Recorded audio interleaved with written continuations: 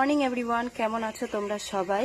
তো আজকে সকালে সুজির ব্রেকফাস্টে কি কি আছে তোমাদের সাথে একটু শেয়ার করি। গাজর, আলু, মটরশুঁটি, সিম, তার সাথে আছে কয়েকটা সয়াবিন। এগুলোকে হলুদ দিয়ে ফুটিয়েছি, অল্প করেই ফুটিয়েছি কারণ সুজি এখন শুরু করছে সবে সবজি খাওয়া। এক এক দিন এক এক রকম দেওয়ার চেষ্টা করি, যেহেতু এখন শীতের সময় অনেক রকমেরই সবজি পাওয়া যায়। তো অল্প অল্প করে স্টার্ট করছি সুজিকে। প্রত্যেক দিনই ব্রেকফাস্টের জন্য সকালবেলার দিকে আমি চেষ্টা করছি সবজি খাওয়াবার। তো সবজি খাওয়া শিখেছে, খেতেও ভালোবাসে, তো ওই জন্য অল্প করে ফুটিয়ে নিয়েছি। এটা এখন সকালে খাবে। আর তার সাথে আছে একটা ডিম। ডিমটা ছাড়াবো, এখনো ছাড়ানো হয়নি। কুসুমটা দেব না, শুধু সাদা লেয়ারটা দেব, কারণ কুসুমটা ওদের লিভারের জন্য একদমই ভালো না। ডিমটা আমি এখানে ছাড়িয়ে নিয়েছি আর সাদা পোর্শনগুলোকে টুকরো টুকরো করে দিয়েছি।